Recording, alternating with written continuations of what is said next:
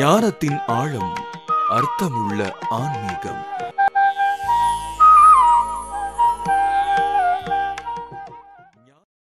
அருட்பெரும் ஜோதி, அருட்பெரும் ஜோதி, தனிப்பெரும் கருணை, அருட்பெரும் ஜோதி.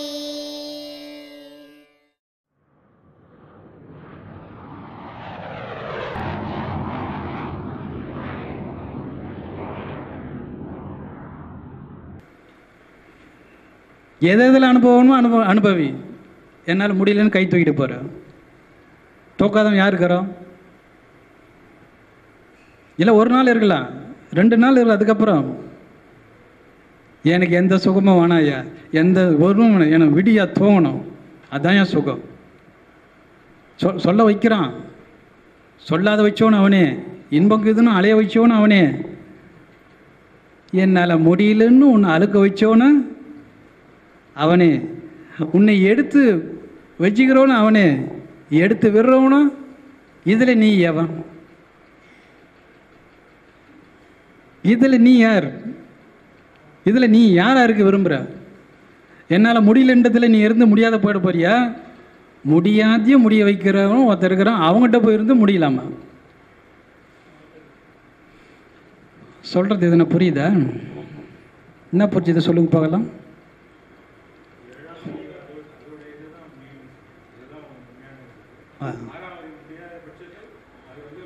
ஆறாம் அறிவு எல்லாருக்கும் இருக்குது. யாருக்கு இருக்குது? ஒன்றுமே இல்லாதவனுக்கு இருக்குது, எல்லாம் உலகமே எந்தன்னு சொல்கிறவனுக்கு இருக்குது. ஆனால் 2 பேருமே விட்டுறான். என்னால் முடியலன்னு விடும்போது யார் வருவான்? உன்னை உருவாக்கணும் வருவான், வர்றான். அவன் கடவுளா? வெளியே இருக்கிற கடவுள்லாம் கடவுளா? எந்த கடவுள் இருக்கிற வரைக்கும் நாம் கடவுளை நம்புவோம். இப்போ எந்த கடவுளை பார்க்கலாம் சொல்லுங்க பார்க்கலாம். உன்னால் முடியலன்னும் போது யார் வர்றான்? வெளியிற கடவுள், கோயிலில் இருக்கிற கடவுள் வருவானா? ஏட்டில் இருக்கிற கடவுள் வருவானா? எந்த ஸ்தலத்தில் இருக்கிறான் வருவானா? உள்ளவே இருக்கிறாயா, உன்னை தூயின்னு போயிட்டு தேவையான சக்தி கொடுத்து அனுப்புகிறாயா. அப்போ எந்த கடவுள் கடவுள்? உள்ளே இருக்கிற கடவுளை நாம் வணங்க தெரியலையே. தெரியட்டுன்னு அவன் எடுத்து வெளியே வச்சுட்டான். எடுத்து வச்சதுக்கு இப்படியா அப்படின்னு கேட்டால் அவன் இன்னொன்று ஆரம்பித்தான். 3 கையை வச்சான், 4 கையை வச்சான், 5 கையை வச்சான், 6 கையை வச்சான். அதுக்கு ஏராளமான கதைகள். அப்படியானா இவன் அதை பார்ப்பானாங்காட்டின்னு. எத்தனை கையை வச்சாலும் எந்த கையை பார்க்கும்? இந்த கைக்குள்ளே தான். எந்த கை? இந்த கைக்குள்ளே தான் இருக்குது. இந்த உடம்புல இருக்கிற எல்லா தேகமும் இந்த கண்ணுக்குள்ளே இருக்குது. இப்போ இந்த தலை தனியாடுதா? இந்த கண்ணு தான் மெய், அது சூட்சம தலை, இது தனியாடும். இது தனியாடுதில்ல, தோளத்தலை. அந்த சூட்சமத்தலை இது தனியாடும். இதில் மூக்கு இருக்கா, சுவாசம் வருதா? மூக்குக்குள்ளேருந்து சுவாசம் வருதில்ல, துவாரம் இருக்கிறது. அந்த கண்ணுக்குள்ள இருக்கிற துவாரங்குதே, அதுதான் மூக்கு நுனி. உள்ள துவாரம் இருக்கு கண்ணுக்குள்ள, அங்கே தான் மூக்கு. அது வெளியே நீல புள்ளி தான் மூக்கு நுனி. இது இல்லை மூக்கு நுனி. தோளத்துக்கு இது மூக்கு நுனி. சூட்சமத்துக்கு அந்த நீல புள்ளி தான் மூக்கு நுனி. சுழுமுனை என்பார், மூக்கு நுனி அறியார். அதான் உச்சிக்கு கீழே உண்ணாக்கு மேலே ஊசி முனை துவாரம் இருக்குது. அடையாளத்தோடு சொல்கிறான் ஒரு ஞானி. உச்சிக்கு கீழே உண்ணாக்கு மேலே ஊசி முனை துவாரங்க தான். உச்சிக்கு கீழேன்னா நாம் என்ன உச்சி வரும், இதுதான் உச்சி நம்ம பார்ப்போம். சில பேருக்கு வயிற்று இருக்கான், மொட்டை இருக்கான், அடித்து பாருங்கள், அங்கே பாருங்கள், எதனா ஊசி முனை துவாரம் இருக்குமா? உச்சின்னா இது உயரம் தானே. இந்த உச்சி மிஞ்சி போனால் 5 அடி 6 அடி இருக்கு. இந்த உச்சி எவ்வளோ தூரம் பார்க்கும்? இந்த உச்சி எவ்வளோ தூரம் பார்க்கும்? இது உச்சியா இது உச்சியா? இந்த உச்சி எப்படி இருக்குதுன்னு இந்த உச்சிக்கு தான் தெரியும். இந்த உச்சிக்கு உச்சி எப்படி இருக்குதுன்னு தெரியுமா? அவன் சொல்கிறான் அடையாளத்தோட, உச்சிக்கு கீழே ஊசி முனை துவாரங்குது. அப்போது இந்த உச்சின்னா உயரமாக பார்க்குதே, உச்சி பார்க்குது. எது பார்வை? நீல புள்ளிக்குள்ளே சின்ன ஊசி முனை அளவுக்கு துவாரங்குது. உச்சிக்கு கீழே ஊசி முனை துவாரம் இருக்குது. அங்கே வைத்த விளக்கு எரியுது. உச்சிக்கு கீழே தான் வைத்த விளக்கு, எப்பவுமே அணையா விளக்கு. அது அது 7 திரைக்குள்ளே இருக்குது. அது தெரிஞ்சுக்க தான் சாமி 7 திரையை நீக்கி ஜோதி தர்சனம் காட்டுறாரு. எது 7 திரை தெரியுமா? கண்ணியமாக ஒரு திரை. நீ திரை மூடிக்கிற, நீ திரையை நீக்கி பார்த்தியானா திரைக்குள்ளே இருக்கிற ஜோதி தெரியுமா தெரியாதா? நீ இந்த திரையை மூடி இருந்தால் அங்கே திரையை நீக்கி காட்டுற ஜோதி தெரியுமா? அங்கே 7 திரையை நீக்கி ஜோதி தரிசனம் காட்டுறாங்களே, நீ இந்த திரையை மூடி இருந்தால் தெரியுமா அங்கே ஜோதி காட்டுறது? இந்த திரையை நீக்கி காட்டினா 7 திரை. என்ன திரை? ஒரு திரை, நீலம், மஞ்சள், சிகப்பு, பச்சை, நீலம். நீளத்துக்குள்ள துவாரம் இருக்கு, அதான் 7ஆம் திரை கலப்பு திரை. அந்த திரைக்குள்ள ஜோதி தரிசனம் அணையா விளக்கு. இந்த திரையை நீக்கி பார்க்கணும் தான் சாமி 7 திரையை நீக்கி ஜோதி தரிசனம் காட்டுறாரு. நீ அந்த 7ஆம் திரைக்குள்ள ஜோதி பார்க்கணுன்னா கூட நீ இந்த திரையை நீக்கி பார்த்தாதான். நீ இந்த திரையை மூடி இருந்தால் அந்த திரையை நீக்கி காட்டுறது தெரியுமா? அப்போ எந்த திரைக்குள்ளே அற்பெருஞ்சோதி இருக்கு? நமக்குள்ள இருக்கிற திரைக்குள்ள இருக்கிற ஜோதியை நாம் தெரிஞ்சுக்கினா தான், நமக்குள்ள இருக்கிற ஜோதி நீ தெரிஞ்சுக்க தான் அவர் 7ஆம் திரைக்குள்ளே ஜோதி இருக்குதுன்னு எடுத்து காட்டுறாரு. வருஷம் போகிறோமே, பார்த்துட்டு வந்துடுறோமே. யார் இருக்கிற வரையும் பார்த்துட்டு வர முடியும்? இந்த 7ஆம் திரைக்குள்ளே இருக்கிற ஜோதி இருக்கிற வரைக்கும் நீ வருஷம் போய் பார்த்துட்டு வரலாம். மகளே, இவருக்குள்ளே இருக்கிற ஜோதி, திரைக்குள்ளே இருக்கிற 7ஆம் திரைக்குள்ளே இருக்கிற ஜோதி வெளியே ஏறிட்டா அங்கே வருஷம் திறப்பாங்க. அப்போ நம்ம 7ஆம் திரைக்குள்ள ஜோதி தரிசனம் பார்க்கலாமா? இல்லை, இது மூடிட்டு இங்கே இல்லைன்னு விட்டுட்டு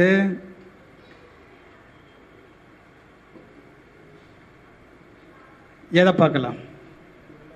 அப்போ எடுத்துக்காட்டு எதுக்காக எடுத்துக்காட்டினாரு? அங்கே தான் கேட்குறாரா? அவர் இல்லாத இடம் எதுன்னு அவரே சொல்கிறாரு. அது எடுத்துக்காட்டுக்காக அவங்க எடுத்து வச்சாங்க. இவன் என்ன பண்ணிட்டான்? கடன் வாங்கி கஷ்டப்பட்டெல்லாம் போகிறவங்களாங்கிறான். இங்கேக்கு இல்லை, திருவண்ணாமலை அண்ணாமலையாரை நினச்சா முக்தியா? என்ன முக்தி? அண்ணாமலையாரை நினைச்சா முக்தியா? எங்கே இருக்குது தெரியுமா திரு அண்ணாமலை? முதல்ல திரு எங்கே இருக்கு? திருவடி தீட்சை, திரு அருப்பா, அப்புறம் திருமறை, திருக்குறள், திருப்புகழ், திருவாசகம், திருக்குரான் என்பதெல்லாம் திருன்னு முதல்ல போகிறவங்க இல்லவா? அந்த திருவுக்குள்ளே தான் அத்தனையும் இருக்குது. அத்தனை மறைகளும் அது எத்தனையான கட்டம் அத்தனையும் எதுக்குள்ளே இருக்குது? அந்த திருவுக்குள்ளே தெரியும். அதனால தான் நாம கடிதம் எழுதும்போது கூட திருவாளர், உயர் திரு அப்படின்னு தான் பெயர். அப்போ அந்த திருவாளர் யார் எழுதுது? யார் சொன்னது? பார்க்காத சொல்ல முடியுமா? அவன் இன்றைக்கும் நாம் அந்த திருவை பற்றி பேசுகிறோமே, எல்லாருக்கும் முன்னாடி திரு போட்ட பெருமையாக நினைக்கிறோமே. அந்த திரு நமக்குள்ள எங்கே இருக்குன்னா விழி திரு, விழிக்குள்ள இருக்குது திரு, விழி திரு. நாம் ஒன்றா சேர்த்து இப்படி விழி திருனா முஷினிருன்னு ஒரு அர்த்தம். இன்னொரு அர்த்தம் பாரு, விழி தான் திரு, விழி. அந்த திரு அடி தீட்சை, திருவுக்குள்ள அடி இருக்கு, அங்கே தீ இருக்குது. அது இறைவன் இச்சையாக கொடுத்துருக்குறான். திரு அடி தீ, தீ இருக்கா? தீனா நெருப்பு, தீ இருக்கா? திரு அடி, தீயோட அடி கலர் நீலம். ஒரு ஜோதி எரியுதுமா, அந்த அடி கலர் என்ன கலர் தெரியுமா? கற்பூரம் எரியுது, நீல கலர். ஆகாயத்தோட இறைவன் ஆகாயம் தான், ஆகாய வடிவமாக இருக்கு. ஆகாயத்தோட அடி கலர் நீலம். அந்த திரு அடி தான் நீலக்கலர். நீலப்புள்ளி ஆகாயத்தோட அடி கலர் நீலக்கலர். இந்த கருவழிக்கு மையத்தில் ஒரு சின்ன கடுகளவு நீலப்புள்ளி இருக்கு, அதுதான் திரு அடி. அடிக்குள்ள இருக்கு, அந்த திரு அடிக்குள்ள தீ இருக்கு. திரு அடி தீட்சை. திருவும் இருக்கணும், அடியும் தெரியணும், அங்கே தீயும் இருக்கணும். அதுதான் திரு அடி தீட்சை. இந்த திரு அடி தீட்சை தெரிஞ்சுக்கிறதுக்காக வெளியே திருவடி அடையணும்னு சொல்லிட்டான். இந்த திருவுலேருந்து தான் அருப்பா பாடுறோம். திருவு காட்டவே திரு அருப்பா பாடுறோம். இந்த திருவு காட்டினா திரு அருப்பா எப்படி தெரியும்? யாரன்னா பார்க்கணும். அப்போ அவனுக்குள்ளும் திருவுக்கே நீ பார்க்காம கூட பாடலாம்.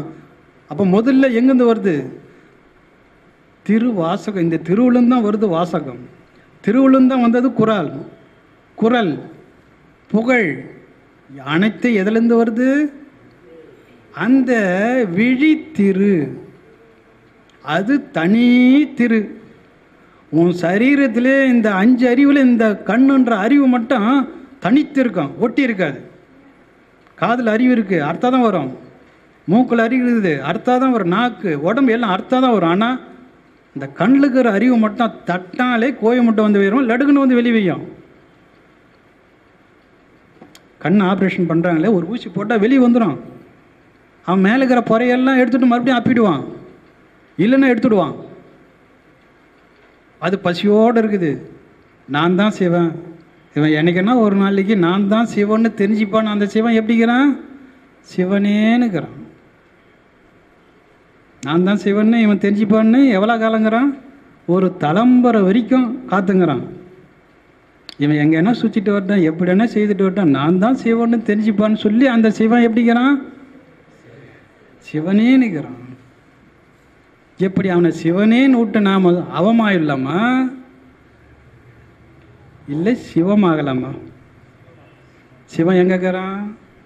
இரு புருவ மத்திய ஈசன் இருப்பிடம். அங்கே இரு. இந்த ஈசன் இருக்கவே தான் அங்கே கோயில் இருக்கிற ஈசனை நீ பார்க்குற. எத்தனை கோயில் இருக்கிற ஈசனையும் காட்டித்தர ஈசன் ஈசனை காட்டுவான். காட்டுவானு காட்ட மாட்டான்? பாம்பின் கால். அப்போ ஈசன் ஈசனை காட்டுவானா இல்லையா? இவன் காட்டலன்னு அங்கே இருக்கிற ஈசன் எப்படி தெரியும் உனக்கு ஈசன்னு? இதை தெரிஞ்சுக்கிறதுக்கு வெளியே எடுத்து வச்சா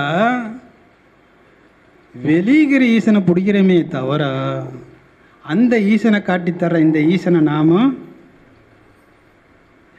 இந்த ஈசன் இருக்கிறவர் வெளியிகிற ஈசன் என்ன பூமியில் இருக்கிற எல்லா ஈசனையும் பார்க்கலாம். மகனை இந்த ஈசன் வெளி ஏறிட்டான். ஒவ்வொரு ஊர்லேயும் பல ஈசன் இருக்கிறான். எந்த ஈசனை பிடிக்கலாம்? இப்போ வெளியே இருக்கிற கோயில் இருக்கிற ஈசன்லாம் பிடிக்கலாமா? இந்த கோயிலுக்குள்ள இருக்கிற ஈசனை பிடிக்கலாமா? எங்கே இருக்கிறான்? இங்கே இருக்கிறான். இங்கேயா இருக்கிறான்? இங்கே இருக்கிறவனுக்கு எப்படி தெரியும்? நெத்திக்கு நெத்தி எப்படி தெரியும்?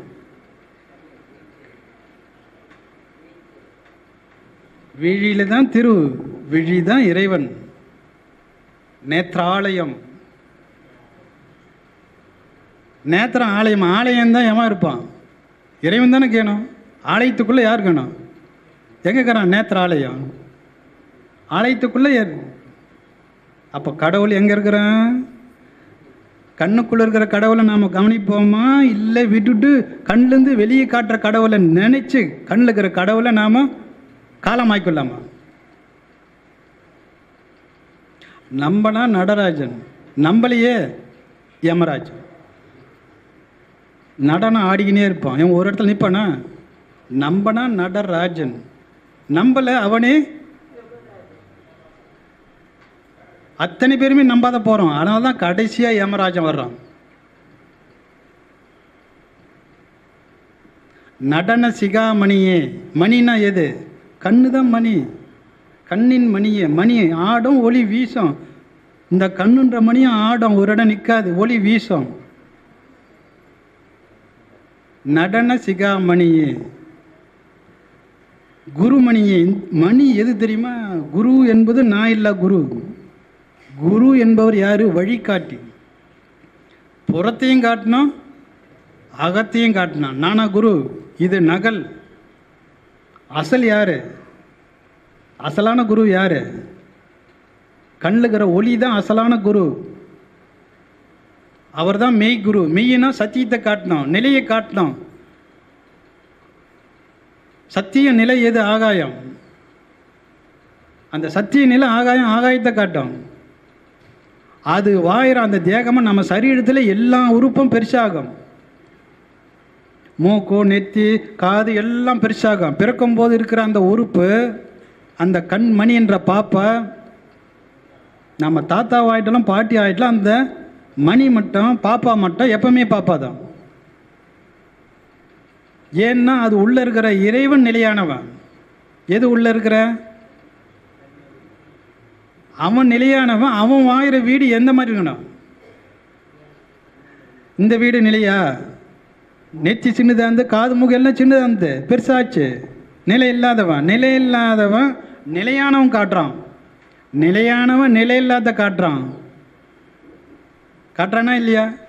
நிலையானவன் தான் நிலை இல்லாத காட்ட முடியாது. நிலை இல்லாதவன் நிலை இல்லாத காட்ட முடியாது. நாம் என்ன பண்ணுறோம்? நிலையானவன் நிலை இல்லாத காட்டினதை நிலை இல்லாத நிலையானதை நம்பி நிலை இல்லாத இப்போ நிலையில் போய் நிற்கலாமா இல்லையா? எது ஒரு நிலையில் போய் நில்லு. இரு நிலை. ஆனால் வெளியே வரும்போது அது ஒரு நிலை. வெளியே வந்தால் ஒன்று தானே.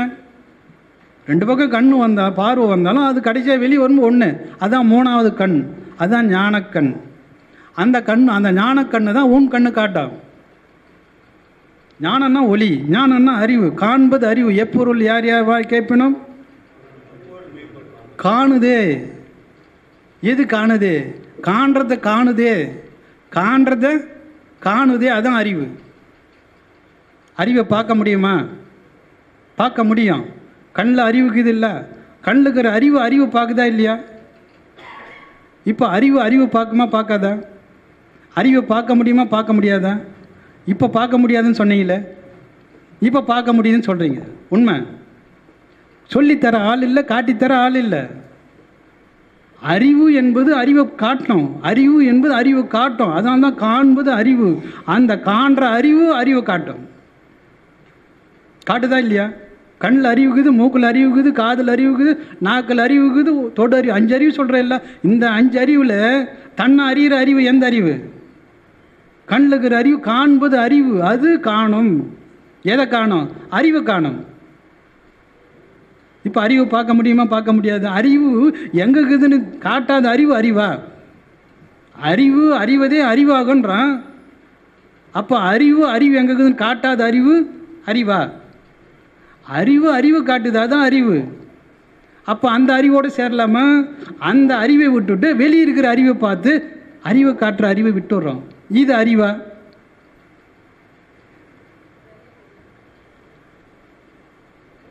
சொல்லுங்க. மனதை காட்ட முடியுமா? பார்க்க முடியுமா? பார்க்க முடியாததுக்கு அவன் சொல்லவே மாட்டானே. ஒரு பொருள் சொல்கிறான்னா, ஒரு சொல்கிறான்னா பார்க்காம எதையும் சொல்ல முடியாது. ஆனால் தான் முதலே சொன்னோம், அகத்தின் அழகு அகன்னா உள்ளன்னா நம்முடைய மனசு. நம்ம மனசில் என்ன இருக்குது? கோபமாக இருக்கிறோமா, அன்பாக இருக்கிறோமா, இல்லை திருட்டு வேலை செய்யிட்டு காட்டும். கண்ணு காட்டுமா காட்டாதா? அப்போ மனசு எங்கே இருக்குது? சொல்லுங்கள், எங்கே இருக்குது? இங்கே இருக்குதுன்னு சொல்லி, இது ஏற்கனவே நாம் இங்கே தானே இருக்குதுன்னு சொல்லியிருந்தேன். இது காட்டுமா? மனசில் எந்த மாதிரி குணம்னு இது காட்டாது. அப்போ மனதை பார்க்க முடியுமா முடியாதா? மனசு எங்கே இருக்குதுன்னு பார்க்க முடியலவா? அப்போ மனசு எங்கே இருக்குதுன்னு மனசங்கிட்ட கொடுக்கலாமா? நம்ம மனசங்கிட்ட நம்ம கொடுக்கறது இல்லை.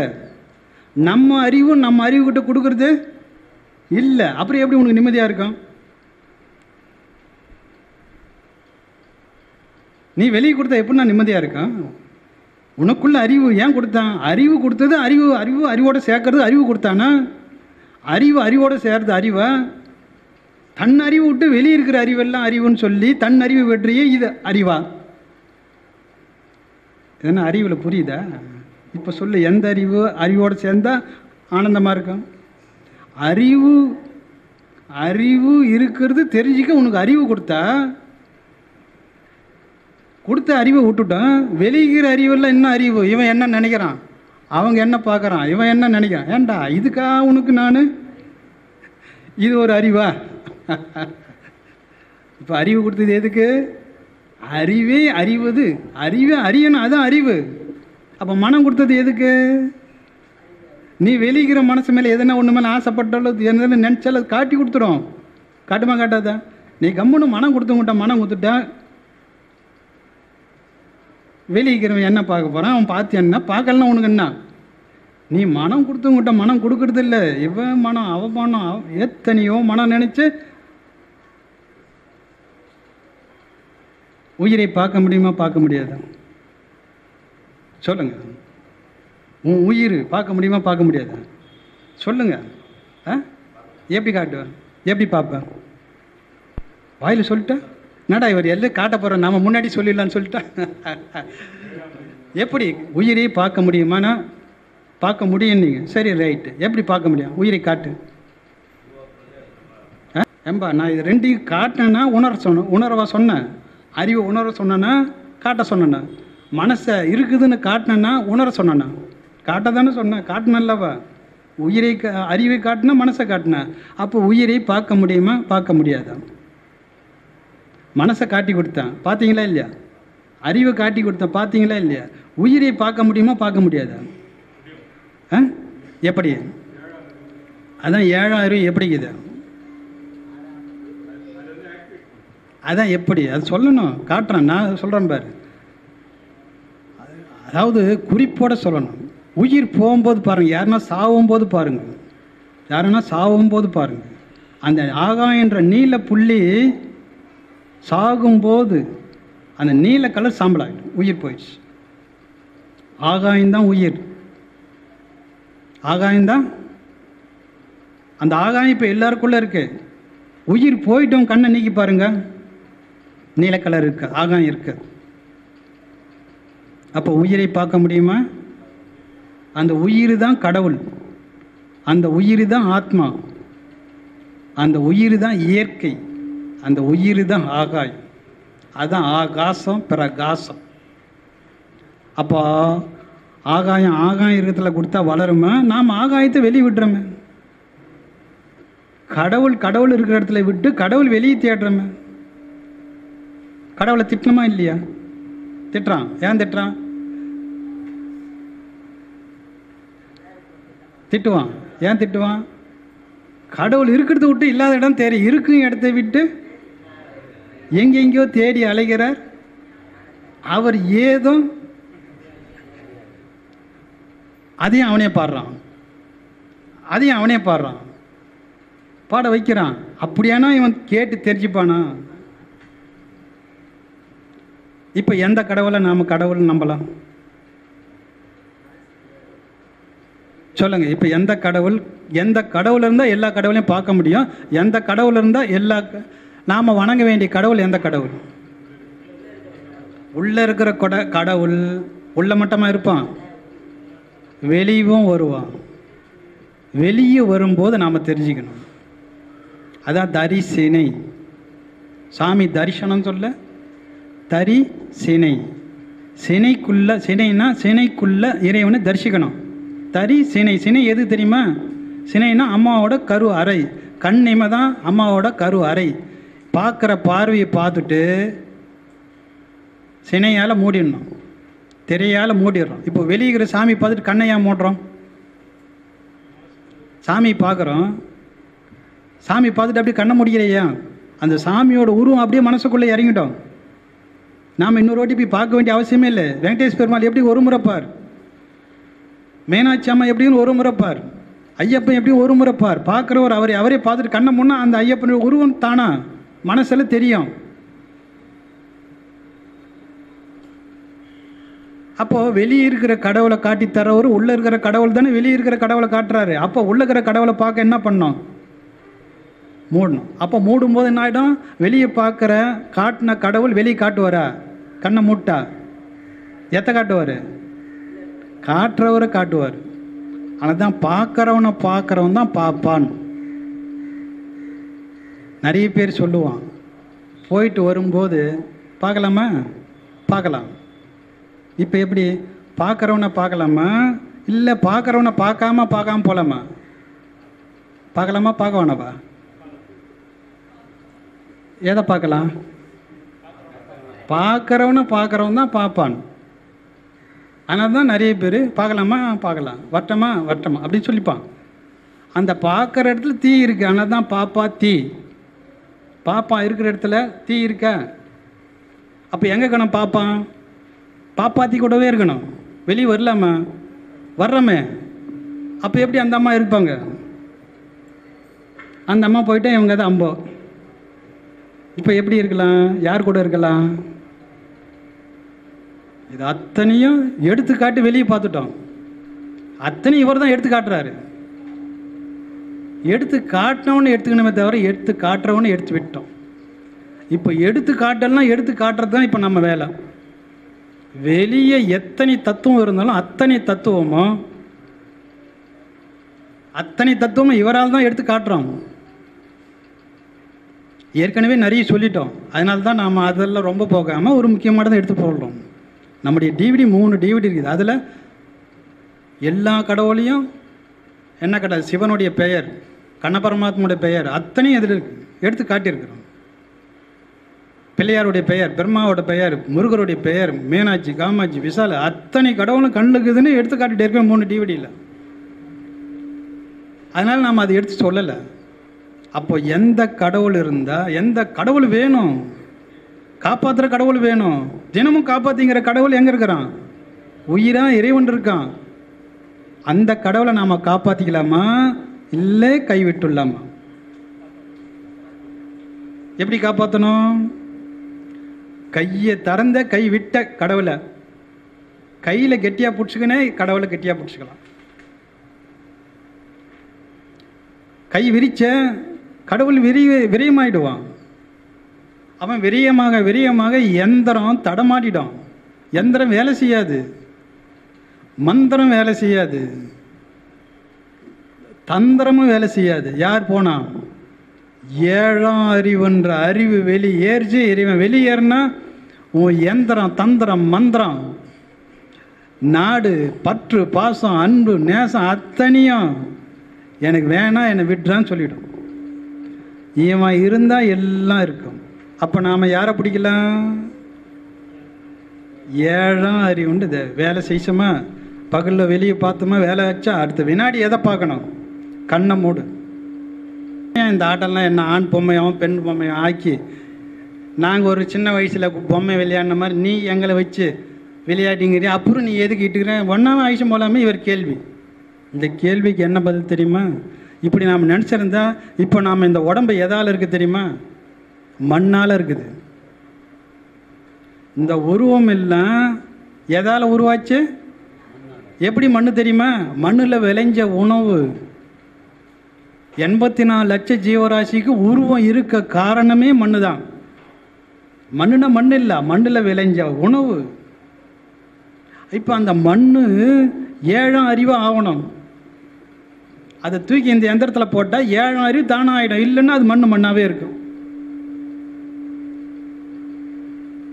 ஏழாம் அறிவு ஆக்கலாமா இல்லை ஒன்னோடு இருந்து போயிட்டுன்னு விட்டுலாமா?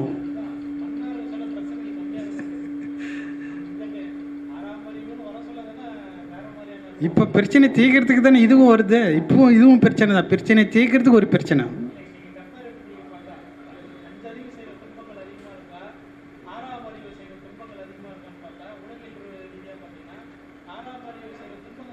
இவன் தான் இயற்கையை காப்பாற்றுறானா? இவன் சொல்லிப்பான் இயற்கையை காப்பாற்றணும்னு சொல்லி இவன் தான் இயற்கையை ஆக்கிடுவான்.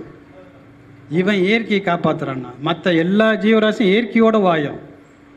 ஆனால் இந்த ஜீவராசி மட்டும் இயற்கையை காப்பாற்றணும்னு சொல்லி இயற்கையை அழிக்கும்.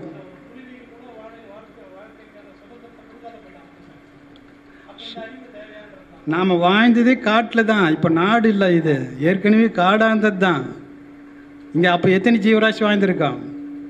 அப்போ என்ன சொல்ல வர்றோம்னா, அந்த ஓரறிவு தான் ஈரறிவு, 3 அறிவு, 4 அறிவு, 5 அறிவு, 6 அறிவு, 7 அறிவு. அந்த அறிவு வளர்ச்சிக்காக தான் முதல்ல பிறக்கும் போதே உலகம் 84 லட்சம் ஜீவராசி இல்லை, வண்ணத்திலேருந்து உருவாச்சு. 5 வண்ணத்திலேருந்து நிலமாகவும் நீராகவும் காத்தாகவும் நெருப்பாகவும் ஆகாயமும் 5 வண்ணத்தால் உருவாக்கப்பட்டது. அதில் 2 நடக்கும் எப்பவுமே. இறைவன் ஒருவனால படைப்பு 2, செயல் 2. அருவம் எல்லாத்துக்குள்ளே இருக்கு. இந்த பூமியை ஈக்கிறது எல்லாம் அருவம்தான். ஆனால் அது எதுலேருந்து வெளிப்படுதுன்னா உருவத்திலேருந்து வெளிப்படுது. அந்த உருவத்தில் இருக்கிறது அருவம் ஆக்கிறதுக்காகவே இந்த பரிணாம வளர்ச்சி. எந்த ஆதி காலத்தில் எந்த ஜீவனும் கிடையாது, எந்த உயிரினமும் இல்லாத காலம். அப்போ இந்த 5 பூதமும் ஒவ்வொரு பூதமாக படைச்சு அந்த பூதத்திலேருந்து 7ஆம் அறிவு 8ஆம் அறிவு பல அறிவு இருக்குது. நமக்கு தெரிஞ்சது 7. அவர் பேரறிவலாம். உலகத்தை படைச்சவன் எவ்வளோன்னு எவனுமே பார்க்கல. எந்த ஞானியும் பார்க்கல. உலகம் எப்படி இருக்குது, உலகத்தை படைத்த கடவுள் எவங்கிறான்னு ஒரு ஞானிக்கும் தெரியாது. இப்படி கண்ணன் இப்படி இருப்பான், சிவன் இப்படி இருப்பான், பெருமாள் இருப்பான், இப்படி இருக்கும் அப்படி இருக்கும் நமக்காக ஒரு நீதி போதனை வழி நடத்துறதுக்காக சொன்னவங்களே தவிர உலகத்தை படைத்த கடவுளை ஒரு ஞானியும் பார்க்கல. அதனுடைய வளர்ச்சியை நோக்கி போகிறோம். இந்த 84 லட்சம் ஜீவராசிலே நமக்கு இருக்க ஒரு சிறப்பு என்னன்னா, தன்னைத்தான் அறிகிறோம். தான் அழியாதவன், நமக்கு மரணம் இல்லை என்பது இவனுக்கு மட்டும்தான் தெரியும்.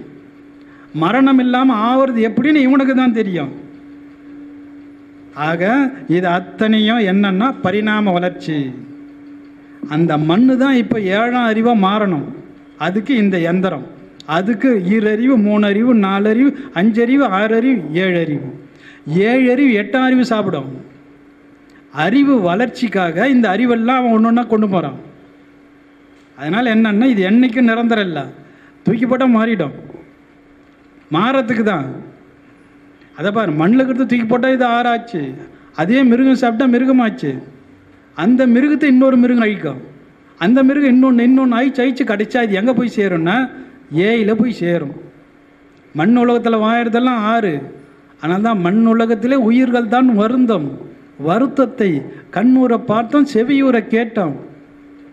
கணமும் நான் சகிச்சிட மாட்டேன். 1லேருந்து 6 வரைக்கும் துடிச்சே தீரும். துடிக்காத உயிரினை எதுவுமே கிடையாது. ஏன்? அப்போ தான் மாறணும். மரணம் வரணும், அப்போ தான் மாறும். ஒன்று செத்த ஒன்று ஆக்கணும். இறைவனே ஆக்குறான், அதை இன்னொன்று ஐக்கிறான். ஐச்சவனே அவனை ஐக்கிறான். அப்படி வரும்போது தான் இது அத்தனையும் அந்த பேரறிவு போய் சேரத்துக்காக தான் இந்த ஓரறிவுலேருந்து நம்மளை பிறக்க வச்சு சாவடிக்கிறான். நாம் பிறக்கலை, பிறந்தவனே அவன் தான். நாம் இறக்கலை, இறந்தவனே. அப்புறம் இவனுக்கு என்ன ஆகுது? அர்த்தம் புரியுதா? இது அத்தனையும் அவன் உருவாக ரசாயன மாற்றம். இது மொத்தத்தில் மாற்றம், வளர்ச்சின்னு சொல்லிவிடுவான். பரிணாம வளர்ச்சி. அடுத்த கேள்வி.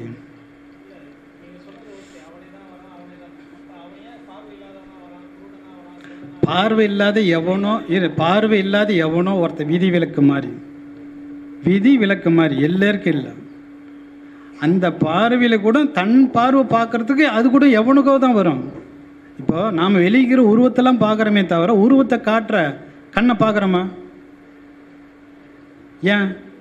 அந்த அறிவு கூட அவன் கொடுக்கணும். அதனால தான் அவன் அருளாலே அவன் தாள் வணங்கி, அவன் அருளே அவன் தாள் வணங்காததுக்கு காரணம் எத்தனையும் அழிக்க வேண்டியதுக்குது. நாம் அழிச்சு முடிஞ்சால் தானா ஒன்று அழிச்சுக்க போகிறான், அவன் அழிச்சுக்க போகிறான், அவன் அழிச்சுப்பான். அதனால் அவன் வாழ்க்கை, அவன் வாயிற வாழ்க்கைக்கு நாம் வாயிற வாழ்க்கைக்கும் சின்ன தூசளவு கூட கிடையாது. உலகத்தோட ஆயுள் முன்னாடி நம்ம ஆயுள் ஏமாத்தான். அதனால் இதெல்லாம் எதுக்கு பண்ணுறான்னா, அத்தனையும் இவன் தான் பண்ணுறான்னு நமக்கு மட்டும்தான் தெரியுது. மற்ற 84 ஜீவராசிக்கு தெரியாது. அதை தெரிஞ்சு நாம் என்ன பண்ணணும்னா, அவன் யார், அப்போ பிரம்மன் யார், விஸ்வம் யார், சிவன் யார், அவன் ஒளியாக இருக்கிறான்னு தவிர இந்த மாதிரி மாம்ச தேகத்தோடு அவன் இல்லை. மாம்ச தேகம் 1லேருந்து 6 வரைக்கும். 7ஆம் அறிவு அவனும் நெருப்பு தான், அவன் தீ ஜோதி. அந்த வடிவை நாம் தெரிஞ்சு அந்த வடிவோடு நாம் சேர்றோம். அந்த வடிவால் தான் நாம் இருக்கிறோம். அந்த வடிவு போச்சா நாம் இல்லை 6ஆம் அறிவு இல்லை, 5 இருக்கோம். அப்போ நாம் எந்த அறிவு தெரிஞ்சுக்கணும், நாம் எந்த அறிவாக இருக்கிறோம். 7ஆம் அறிவோட உணர்வு நாம் தான் போய் சேர்றோம். இந்த 5 4 3 2 1 போகாது. இந்த 6ஆம் அறிவு தான் அருவத்துக்கும் போகும், உருவத்துக்கும் வரும். கடைசி காலத்தில் அருவன்ற உயிர் வெளியே போனால் அருவமான நம்ம மனமும் வெளியேறிடும், அதனோட போயிடும். அது போகிறதுக்குள்ள அவரை தெரிஞ்சுக்கிற அறிவு அவனே கொடுக்குறான். இதை நாம் கொடுக்குற அறிவு இல்லை. 6ஆம் அறிவு நாமளாக வாங்கணும், நாமளாக உருவாக்கணும். அவனே உருவாக்குறான், அவனே உருவாகாமலே பண்ணுறான். அதனால் அடுத்தவன் அறிவை பற்றி நீங்கள் யோசிக்காதீங்க. அடுத்த அறிவு யோசிக்கிறதுக்கு முன்னாடி நம்ம அறிவு எங்கே இருக்குது, அந்த அறிவு ஏன் கொடுத்தான் அறிவு, அந்த அறிவு அறிவோட சேர்க்குற அறிவு எந்த அறிவு, அதை கேளுங்க. வெளியே யாருக்கிட்ட வேணாலும் எனக்குள்ள இருக்கிற அறிவை நான் தெரிஞ்சுனேன். எனக்குள்ளே அவன் இருந்தால் அவனுக்குள்ளே நான் இல்லாமல் இருக்கிறான். எனக்குள்ளே அவன் இருக்கிறான், ஆனால் அவனுக்குள்ளே நான் இல்லைன்னு வேதனைப்படுறான். எனக்குள்ளே நீ இருந்தும் உனக்குள் நான் இல்லாமல் இருக்கிறனே பராபரமேன்னு வேதனைப்படுறான். அவன் எல்லாத்துக்குள்ளே இருக்கிறானா இல்லையா? அப்போ எனக்குள்ளே அவங்கிறான், ஆனால் நான் அவனுக்குள்ளே இல்லாமல் இருக்கிறேன்னு வேதனைப்படுறான். கேட்குறவனு இவனே, வேதனைப்படுறவனு இவனே. எவனே? எவனே? எனக்குள்ளே நீ இருக்கிற, ஆனால் உனக்குள்ளே நான் இல்லையேன்னு வேதனைப்படுறான். ஆண்டா, உனக்குள்ளே நீக்கிறேன்னு மட்டும் சொல்கிறான். எனக்குள்ளே நீக்கிற, ஆனால் உனக்குள்ளே நான் இல்லை. இதை நாம் மறுக்க முடியுமா? அவன் எனக்குள்ளே இருக்கிறான், நான் அவனுக்குள்ளே இல்லையா?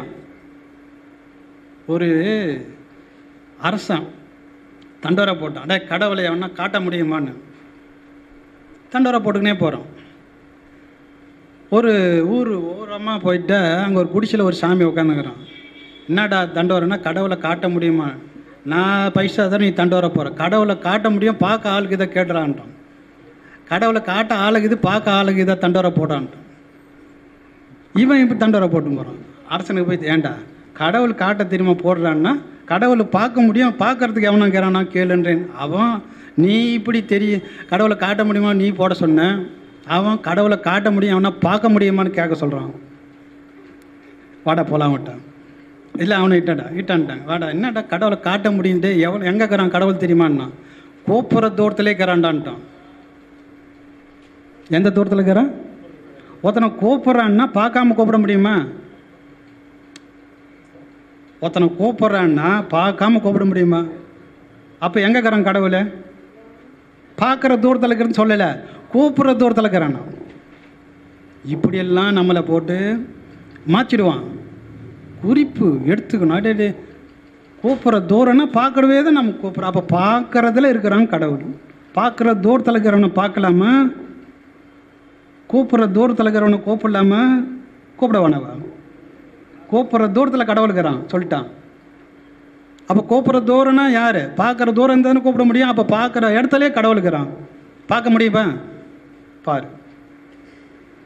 இந்த மாதிரிலாம் கதைகளை நிறைய விட்டு கதை, அத்தனையும் உண்மைதான்.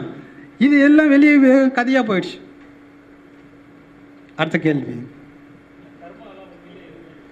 கர்மாவுக்கு போன மாதம் விளக்கம் கொடுத்தான். கர்மான்னு எத்தனையோ பேர் கர்மத்தை பிடிச்சிக்கின்னு கர்மத்தை விடாமல் பிடிச்சி வச்சுக்கிறான். கர்மம்னா எது தெரியுமா?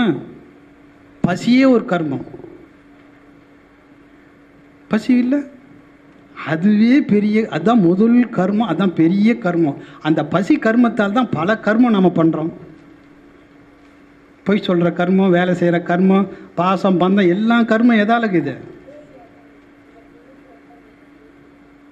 இந்த கர்மம், பசி கர்மம் இருக்கிற வரைக்கும் கர்மம் தொடரும்.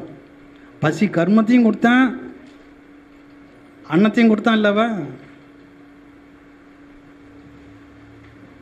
3 பசி, 3 பசியும் 3 கர்மம்.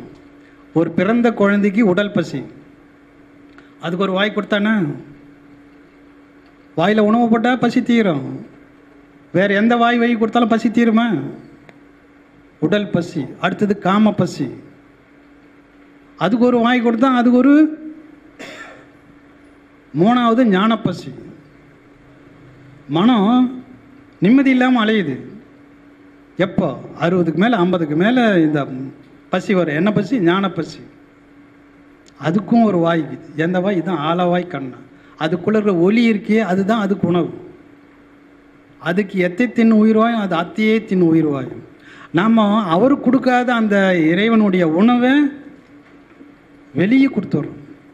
அதனால் அவர் பசி தேர்றதில்லை, அதனால் கர்மம் தேர்றதில்லை. கர்மம் தேரணும்னா கடமை, கண்ணியம், கட்டுப்பாடு.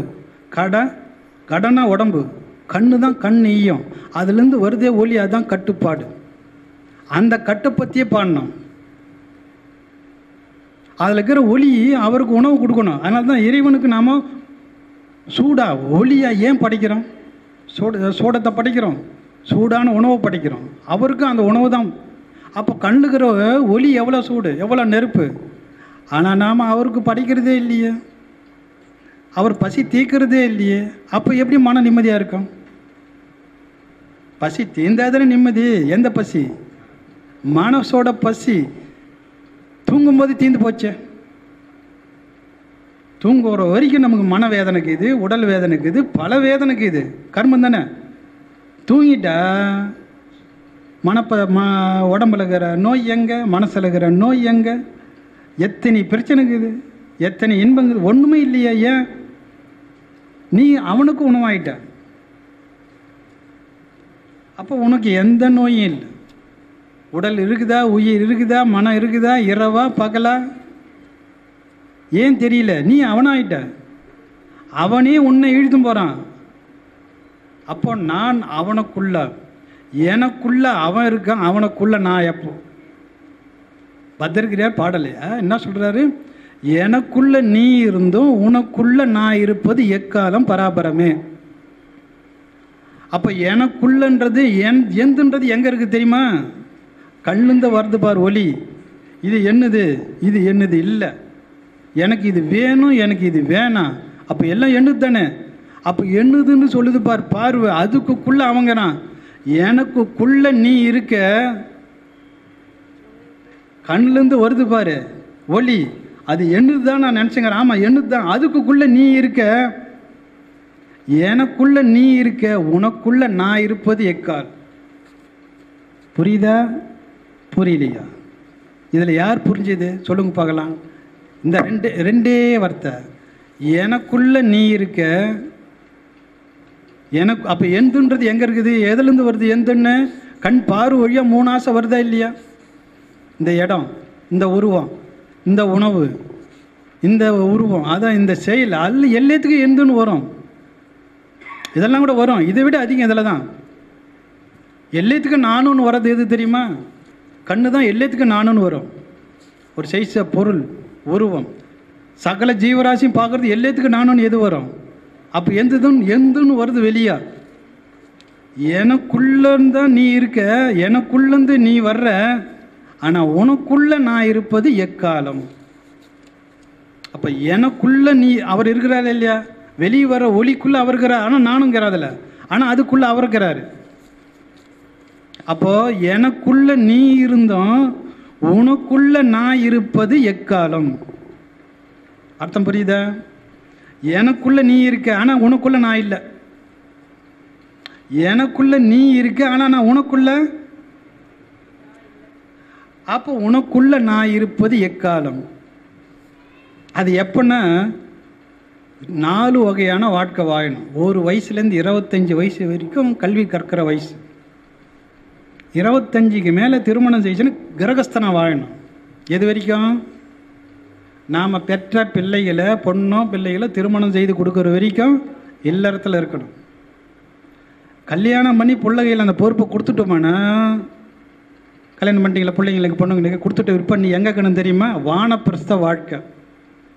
இந்தாப்பா என்கிட்ட இவ்வளோ முதலுக்கு இது பிடி, இவ்வளோ கடங்கு இது பிடி, என்ன விடு.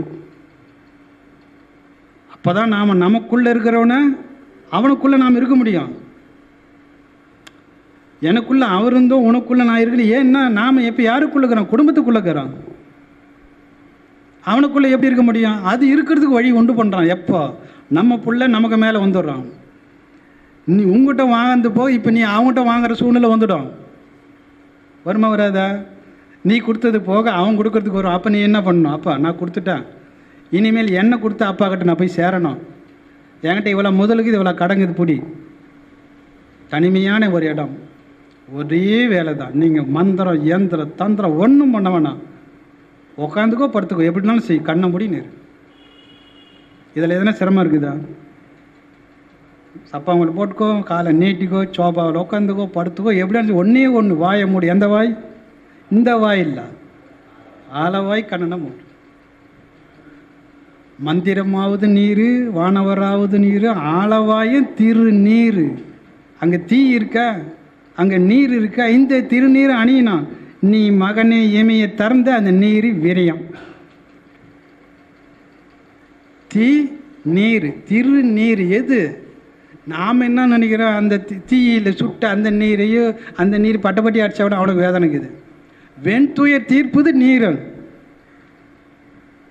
யார் பாடுறது? ஞான சம்பந்தர் பாடுறாரு. வானவராவது நீர், மந்திரமாவது நீர், வெண்துயரே தீக்குதான். எந்த நீர்? இதை வா பட்டப்பட்ட அடிச்சுக்கோ, அவனுக்கு தீர்த்த போய் பாரு. அவனுக்கு தான் ஏராளமான பிரச்சனை.